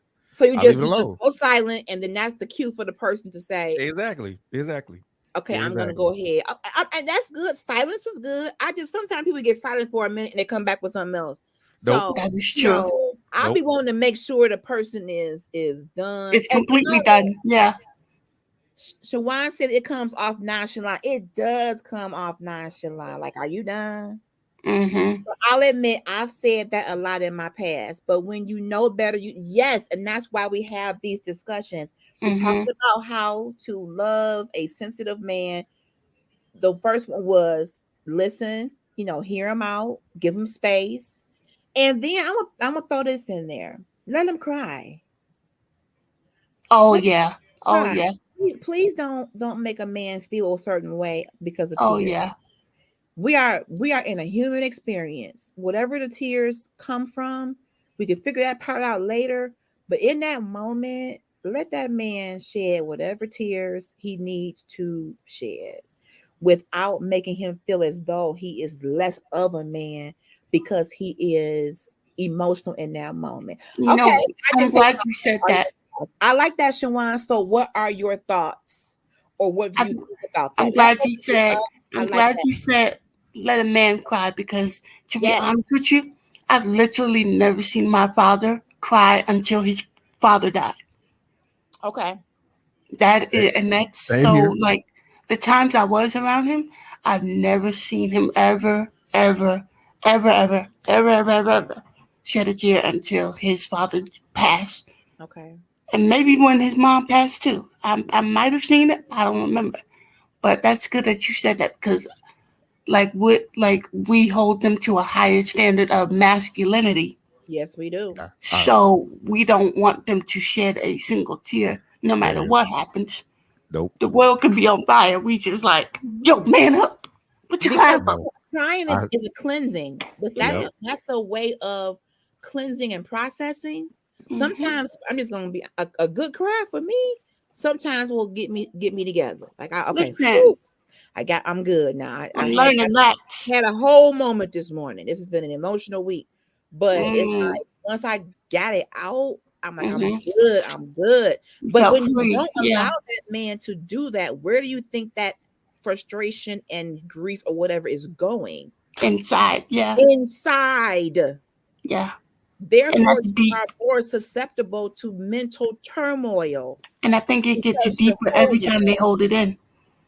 The problem is that women have a tendency to devalue a sensitive man as being weak. Come on, Shawan. Let the church say amen. Strength to have a man that shows. That's the key word. Sensitivity breeds vulnerability. God has spoken. Vulnerability leaves you. Amen. But do women want a vulnerable dude? 90%, not. 90%, 95% of 100. Not really. But for me, I play it. I'm not gonna change who I am, because I'm not gonna change who I am, or I'm not gonna change up my mode of operation just because to attract a particular person. I'm not doing that. Part. You go either you gonna take me as I am, or I'm gonna take you as you are, or we not doing this. But let's go a little bit deeper. As I am. You better sing, Simone. A woman may not be with a man like that because a lot of women aren't even self-aware. Many of us have been so bewildered. Many of us have been so jacked up, and we've been so if you haven't become self-aware of who you are and your own emotions, your own triggers, your own landslides, you're not going to be able to cohabitate with a sensitive man because you haven't even touched your own sensitivity. You're not emotionally intelligent to say what's going on with you. So if you can't get you together, then how you're not gonna understand him? It's gonna be foreign to you. Why are you crying? Why are you? That's why I said it doesn't see. If you Yes, have that does go experience, back to his show. if you haven't experienced me, if you don't have the experience, if you're a woman and you don't have the experience of being around a sensitive man or an emotionally intelligent dude, somebody that will speak his mind and speak his heart, then that's gonna be very foreign to you. That's gonna be very strange to you. That's gonna be very that's more likely gonna be very frustrating for you. And that's one of the reasons why a lot of relationships suffer, because it takes more than love. So here you You are gotta in a communicate. relationship, in a marriage, where you may love each other, but you may not even understand or truly know the intricacies of a person's past, what triggers and landslides exist. And if you're not communicating, what is it based on? Not only does it take more than love, but it takes more than intimacy. Like, I'm You gotta go deep. about You gotta physical be willing. intimacy. You gotta be willing to talk about things, couples, people of the universe that may bring that lump in your throat. Okay, sensitive man, I'm talking to you tonight. So you feeling all these emotions, they need to come up and out. Because if they don't, they're going to manifest themselves in other ways. And yes, up and out. You need to regurgitate. You need to let that stuff out. Yes. Listen. I thought of a couple. Comment here. That's a whole other show as to why so many women are operating in masculine energy. It comes from women taking on roles. We talked about that. You're spot on.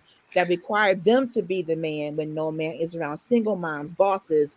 You know, when we come into to a marriage already in that mode of wearing the pants, it transfers into the relationship. Now that sensitive man is feeling like you are what's the word? Demeaning, degrading, demasculating. Is that a word? Demasculating. There it is. And we do. Because that we've been operating out of order for a long time. Not our fault so much, but we've had to step up into that role. We've had to walk in those shoes. So when a man comes to be in a relationship with that kind of woman, there has to be some deprogramming. Absolutely. Some trust. She got to be able to trust. Compromise. And compromise. Yes. Absolutely. We got to knock down those walls. Absolutely. So because again, like I said before, we have built up those walls because we've been in that space for so long. Right. We have built up those walls. We have gotten them up so high. He's trying to climb over them. He can barely climb over them. We've been hurt so much. We almost want to hurt you before you hurt us. I'm gonna go and tear you down before you jack me up. I'm gonna go on and knock you out before you knock me out. I've been wounded so deeply. I almost expect you to walk away from me. That part. But see, that's not good either, though. That's not good either. Horrible. But I mean, the way I look at it is like, so if you're expecting me to hurt you, but your defense is already up, and I haven't even made a move yet. I haven't even made any type of aggressive move to even even destroy your defenses. The only thing I want to do is just love you and care about you. That's what because and low self-esteem can those do. Walls.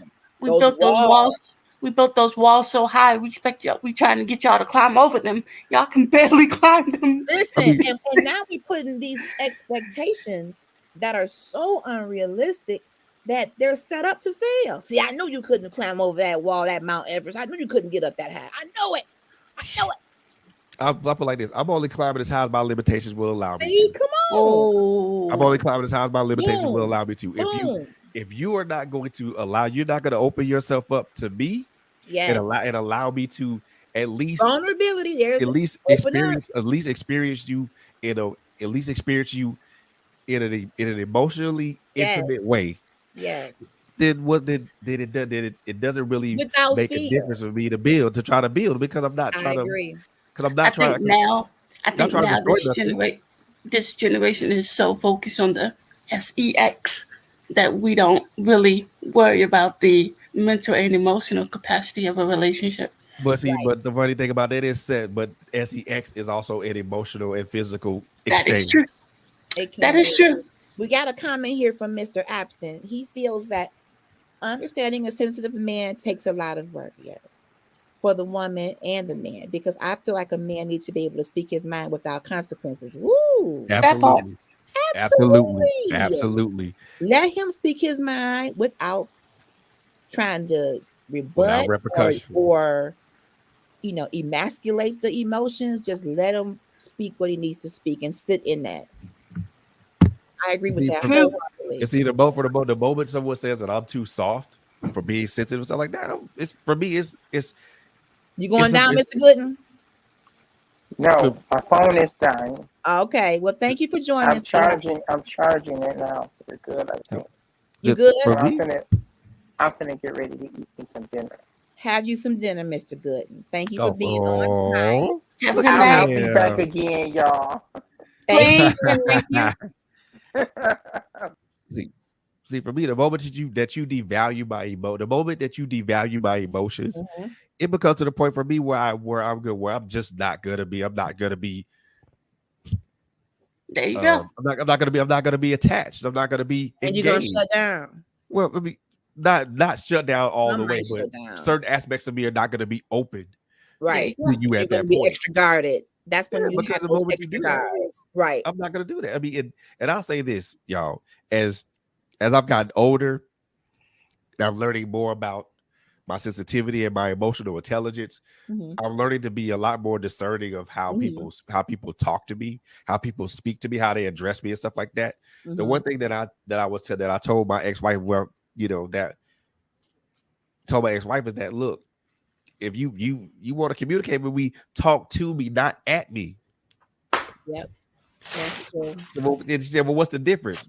Talking to me it's a very big difference. But she act like there wasn't a difference. There's a very talking to me is like being intelligent and we having a normal conversation. Talking at me is yelling and screaming.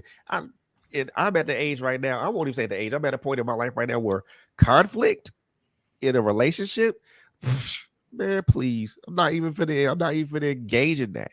I'm not finna engage in a war. I'm not finna engage in a emotional war with you because you think that I'm soft or I'm weak or something. I'm not even engaged in no emotional war with you because that's bad for mine. That's bad for my emotional health. That's bad for my emotional psyche. And hell, I'm not gonna do that no way because that ends up being a waste of my time. Absolutely. Mr. Crouch, welcome. Mr. Crouch, thank you. Anyone that devalues me becomes a non-factor. Boom. You can't be in a relationship and not speak life into your significant other. Word. That's good. Word. That's deep. Good. And speaking of that, when you are married to a sensitive man, he doesn't need us women to validate his feelings. He needs reassurance that we are on board. The validation, that's between him and God. He don't need our approval. I approve of that emotion. No, he just needs our reassurance. Let him speak. Speak life into your mate. I agree with that. Come on, boundaries. How many of us have them? Yep. But Mr. Crouch, you hit on something really big. When you are in a relationship, and even with what you were saying, Fred, speaking at someone versus to them, I will admit, in the fiber of my being is a bossy lady. I will admit that. And there are times when I know I'm being so direct that it's way too harsh. It's way too, it needs to be softer. It needs to be more of a dialogue than a dissertation or a lecture. Right. I'm a good lecturer, baby. I can lecture real good, honey. Pass out handouts and everything. Do all slideshow. I'm not your student, honey. I'm your husband. I'm not your trainee. I'm your husband. You're not training me on something. You are talking to me. So yes, as a woman, I gotta improve. I know me. I know my limitations, honey. I'm just transparent as an open window. She'll I take you to know. school. Literally, she will literally take you to school. But you know, I have to curb that in a marriage. Like if I'm doing a Zoom and I'm teaching someone about customer service, I can be the teacher to the stars. But in a marriage, we are partners. There's no whole different ball game and trainee. There's no boss and there's no superior and subordinate. It is we are on the same level in terms of, you know, our intelligence. I have a very smart husband. We have different levels of expertise. When you're in a relationship, you acknowledge that you got different lanes you in, but you're a team. And when you bring it together, hey, we on the same side. We ain't competitors. Exactly. But but both people have to realize that instead of being that you're not competitors and stuff like that, that you're teammates.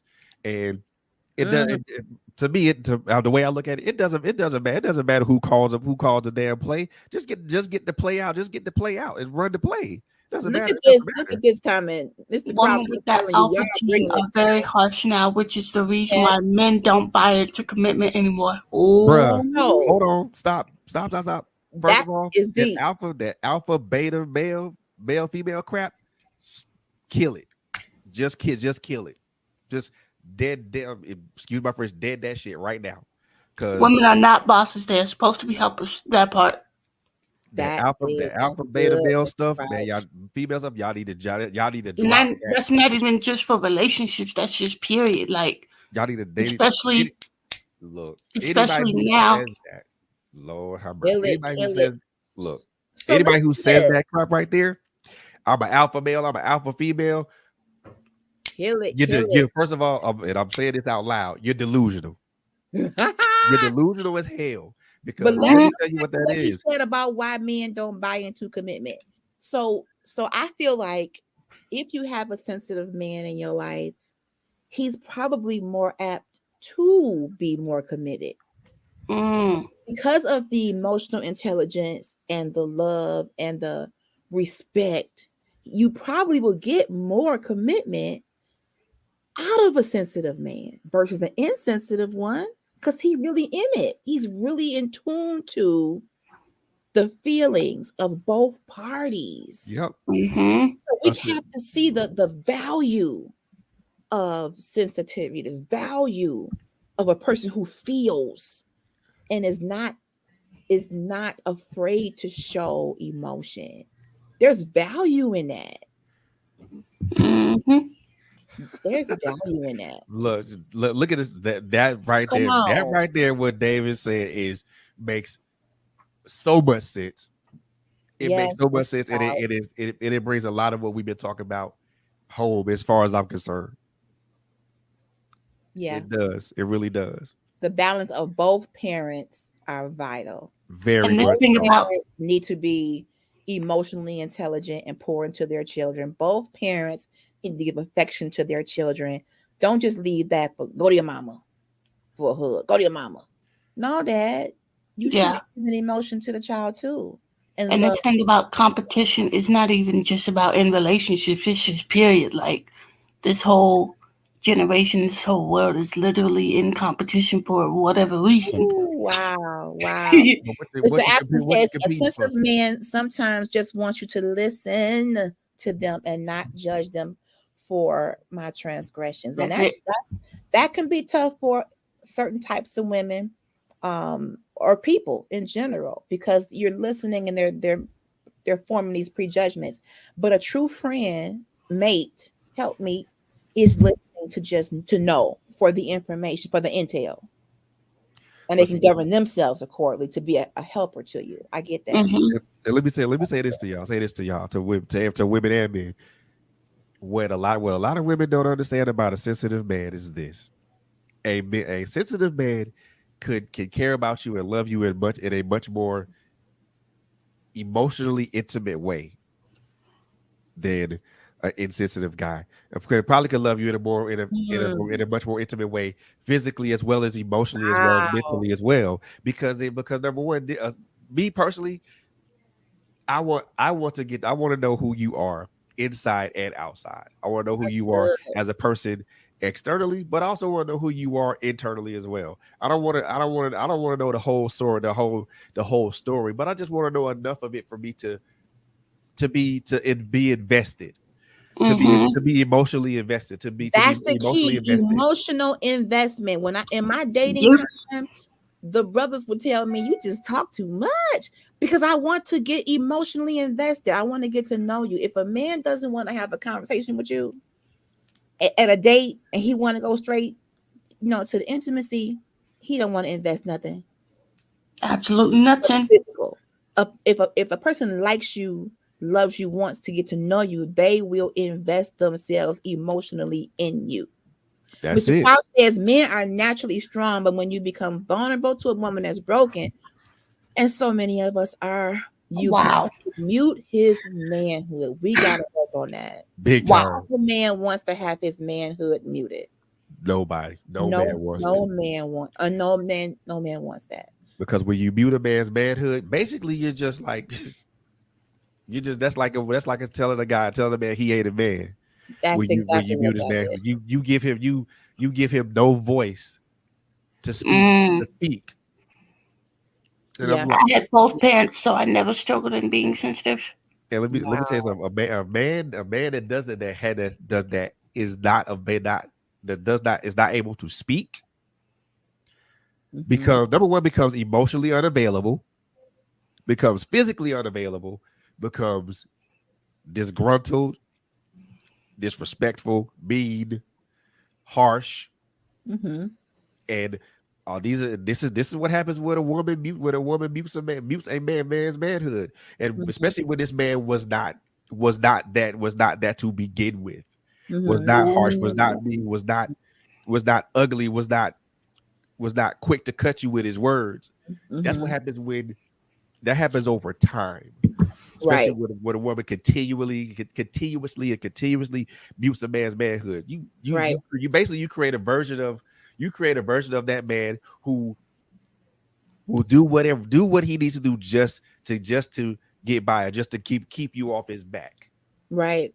Let's dive into what Shawan is saying, because I want to talk about this. This is good. This is so good. And thank you all so much for being on tonight. Please like, share, and thank you. And help us to get this content out. So this is good. In a relationship or marriage, it's vital to be healed before being with someone. Otherwise, you have to be willing to be an active participant in each other's healing. So I'm gonna throw it out there. Is it possible to be healed from everything, or should you at least have addressed a thing and be on the journey to healing?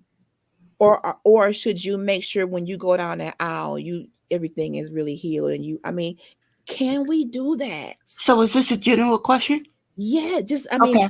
You want to I just want to know, is it possible to say, before I get married, everything that I've dealt with in my life, I need to be healed from it? Or can you still go further with it, because at least you have address some stuff? Because some people refuse to address it, and then they get married, it comes into the marriage, and now it's a hot spot, a trigger, a landslide, and now you got a whole fire. I love that, Shawan. I want to go deeper on that. What you thinking about that, Simone? I do think it is possible to be healed from everything. Okay. Because of the healer. All right, come on, healer. However, well, there should be no however. Anyway, but I do think it is possible to be healed from everything.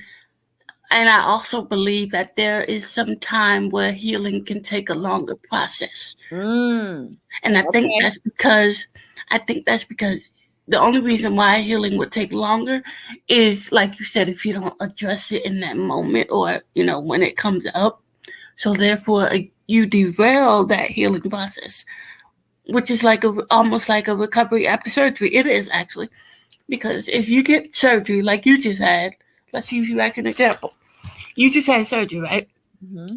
So if the doctor tells you, hey, LHG, I need you to sit down for 10 days, don't do nothing. Don't go to work, don't do nothing for 10 days. Mm-hmm. And you just got to sit in the house and eat and do whatever you want to do. But don't get up, don't pull no boxes, don't move no car, don't do nothing. Mm-hmm. And you decide, well, man, I'm good. Mm-hmm. I'm going to go drive my car around the city. I'm going to go pick up these 10,000-pound boxes. That's I'm going to go do this, I'm going to do that. Mm-hmm. You know what you just did? What I do? You literally just derailed your healing process. You want to know why? Facts. Why? Because doctor said, LHG, do not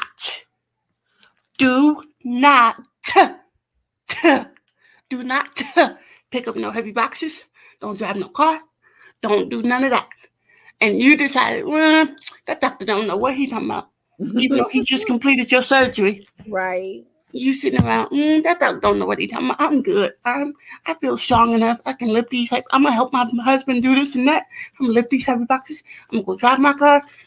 Now you sitting up in the hospital wondering why your stitches have come open. Ooh, girl. And did. And you're looking at the doctor. You want to go in there and fuss the doctor out because you're like, hey, yo, my stitches done came out. What's open? What's happening? LHG. Did I not tell you last week? Didn't follow the directions and instructions. That part. So, like I said, if you do not follow through with that healing process, it's not going to work. That makes sense. And that's with any surgery, period. Yeah, I get that. Let's go. I mean, depending on how serious the surgery is, it's still, either way it goes, it's still the same. Mr. Crouch says healing is a decision. Period. And being healed. The sentence can stop there. You didn't even have to go no further. Broken. It starts with self-love. Yes, you have to want to be healed. First, you got to acknowledge that there's something that's not quite right. I mean, a lot of us have a problem even acknowledging I need to be healed. Mm-hmm. I'm okay. I'm all right. I'm okay. Mm-hmm. I'm good. I got this. It's all right. So what? I had this happen in my childhood. It ain't bothering me. You may not think it's bothering you, but it's manifesting itself in your relationships, your decisions, and responses. You gotta acknowledge that there is something that's happening in my life that I'm feeling. Come on, emotional intelligence. And it could be triggered by something that happened 30, 40 years ago. Therapy and Jesus is a wonderful combo meal. Listen. You better biggie size it. Listen. Listen. Listen. Hey. That's her favorite phrase. Extra large. That's her favorite phrase. Jesus and therapy, biggie size it, honey. Listen. Upgrade me.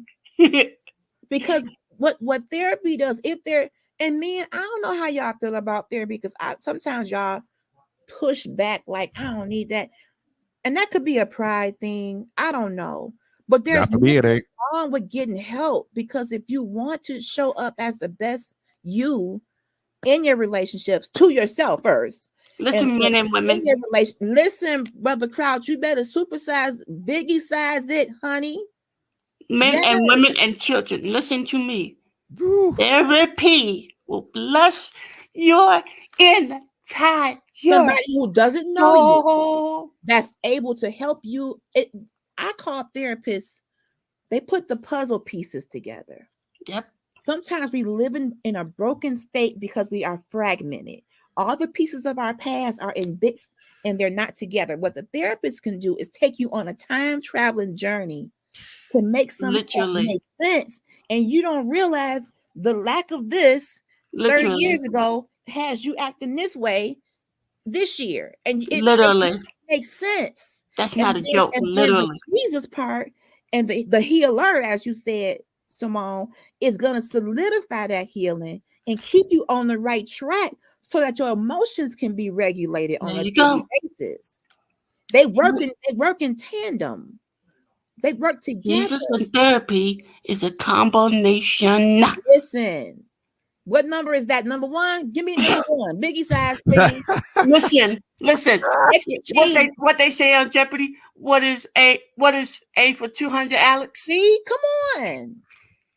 And I'm talking about individual therapy. It could be couple therapy. You may need an impartial party to say, look, we want to work on what we have here. And they take away all the bias. See, the thing about therapy, it has nothing to do with you or your family. Absolutely nothing. If you're going in by yourself, it's literally just you and whoever your therapist is. And some employers have an employee assistance program, y'all. Take advantage of the benefits on your job. If you go into therapy, benefit that's free. You can get a couple of free visits.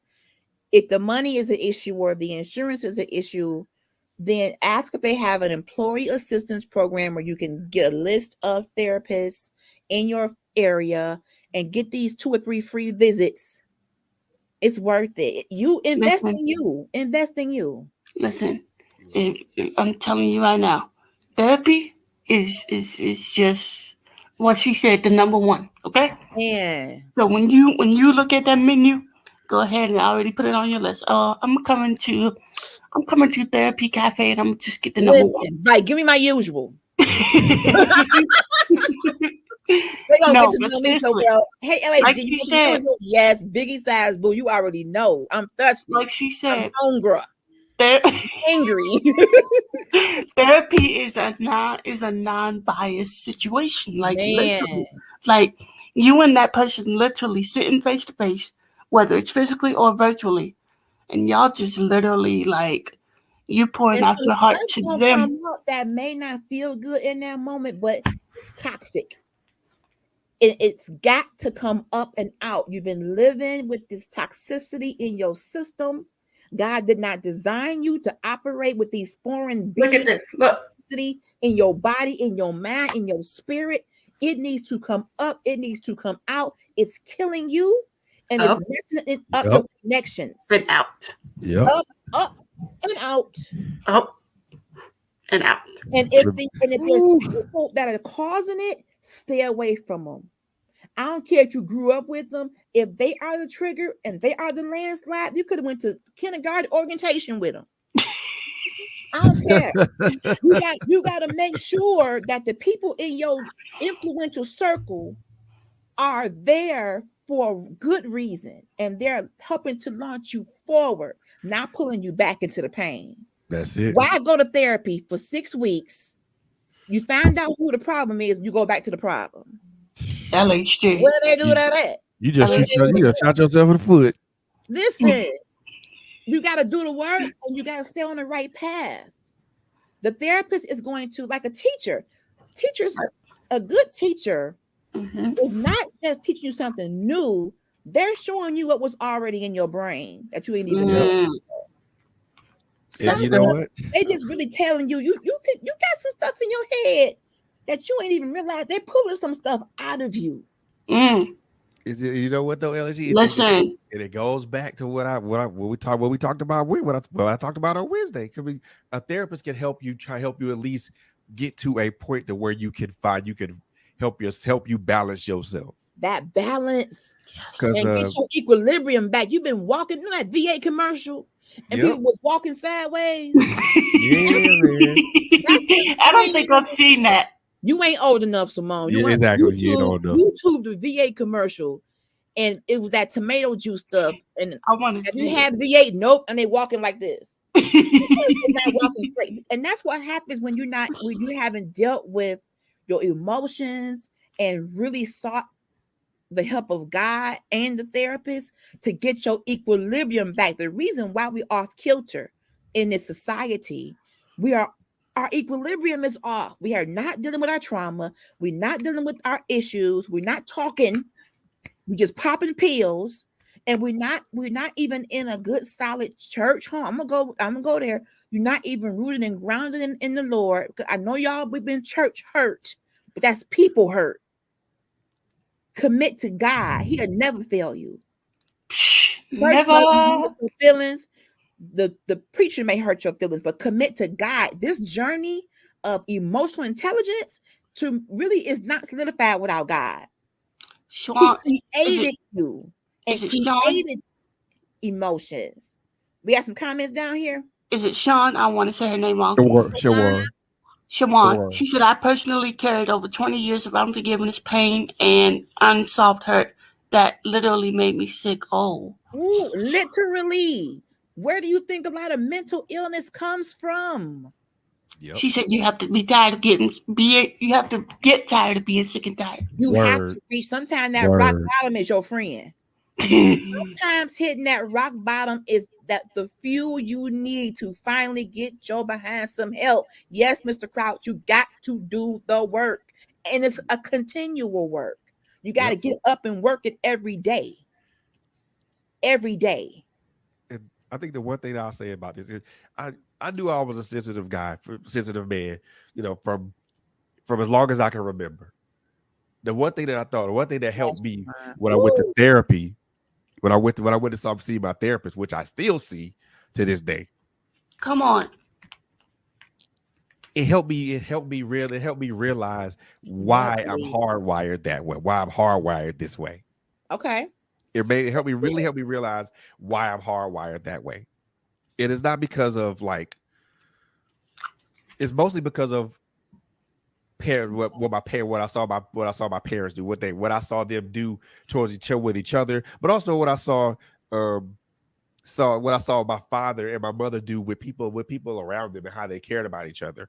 You know, so that's one of the reasons. That's one of the ways. That's one thing that made me realize that I'm hardwired that way. But also for me, also the other thing is that I'm very, very sensitive around. I feel like I'm really sensitive with people. I won't call myself an empath because I'm not. I don't always pick up on other people's emotions, but the times where I do pick up on people's emotions, I'm very much in tune to that.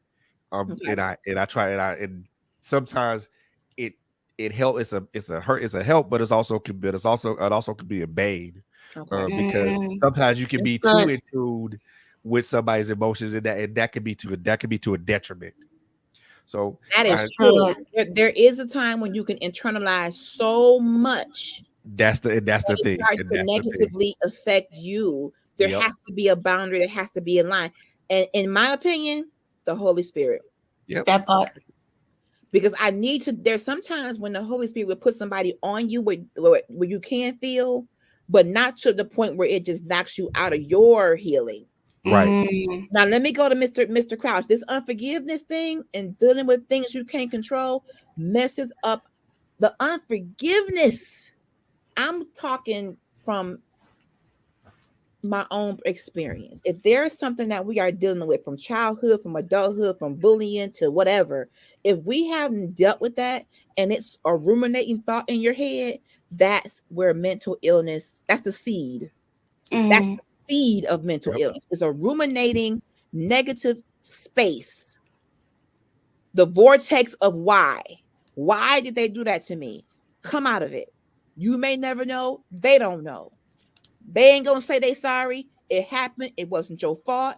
Forgive. Do what the Bible says. Forgive. Wash your, get a good shower and some good bath and body works. Put on some Juniper Breeze. Juniper Breeze, baby. You know some Juniper Breeze. That's just for me. Or stress relief, spread in the air and cleanse yourself. I actually want to try that Juniper Breeze. It's a retired fragrance. You got now that you keep saying that, you got to find it online, baby. You keep saying that. I want to try that. Yes, you have to be mindful, Shawan. When you start internalizing, and empaths do this, you can walk past somebody or hug somebody, and you start to feel so much. You're gonna have to back out to be balanced, because you will land in a hospital. So many people are hurting. So many. If you got to be careful with that. You got to ask God to help you balance that. He may want you to feel a little bit of what your brother, sister's going through, but he'll never want you to feel it so much to where it knocks your healing out the box. Now you got to go back up to the altar. Yep. All over again and lay out and just cover yourself with a good blanket and just lay out. You didn't just felt everything. That has to be kept in perspective, because that can be woo. Mr. Krause says unforgiveness cause alcoholism and drug addicts. My mom was a drug addict because she never forgave the person that shot and killed her best friend. Oh, wow. Charles, that's deep. This is what unforgiveness does. Make a decision to learn so you can live. We got to get out of here, y'all. It's 10 o'clock. That's a good place to land. Sensitive men, we love you. That's a lot. You have every right to be sensitive and human.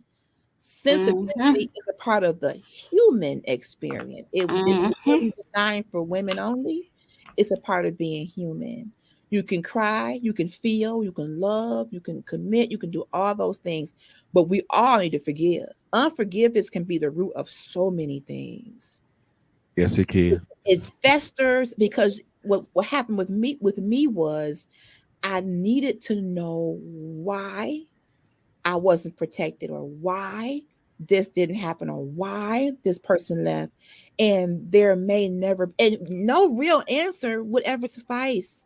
So you're in this vortex of ruminating thoughts. And that's the part where we get stuck on. We want to know. Yes. We want to know. We want to know why. Like, why did this guy do me the way he did? Right. Did my mom do me the way she did, or this, that, and the third?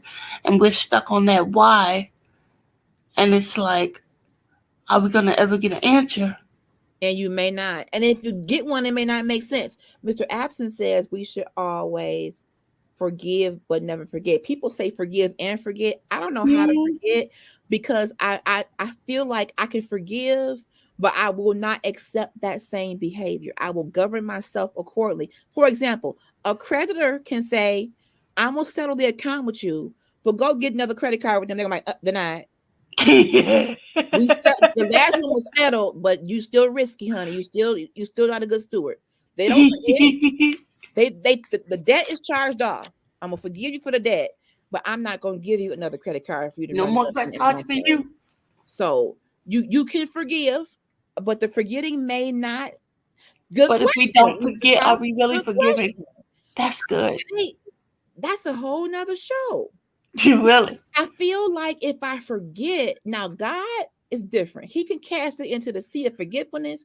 Me, I can forgive you. I can be around you to a point, but you hurt. I don't want to ever go backwards. I want to be so. I think the problem is with us, especially this culture, we don't want to forget.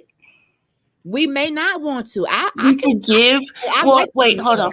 Why not? We say we forgive, but then we turn around and something happens and we turn it back on you.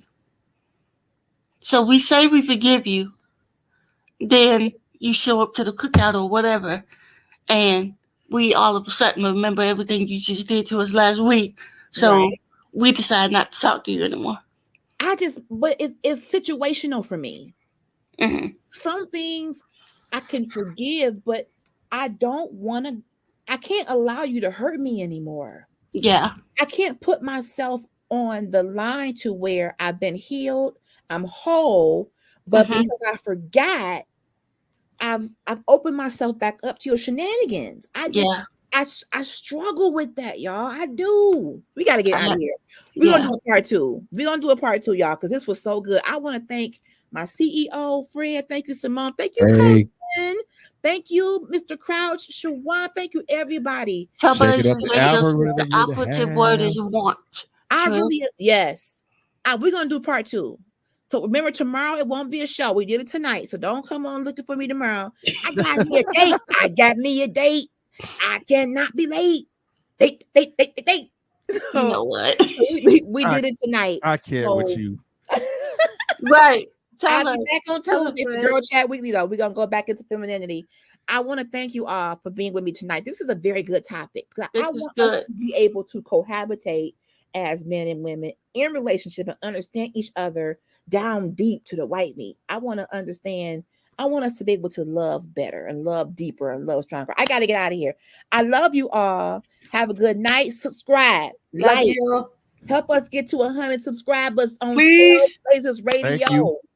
Shop polished on purpose. And happy Mother's Day to all the mothers. Big up to the Shake It Up. Everybody. Shake It Up to our Shop polished on purpose. Love y'all. Bye. Bye-bye.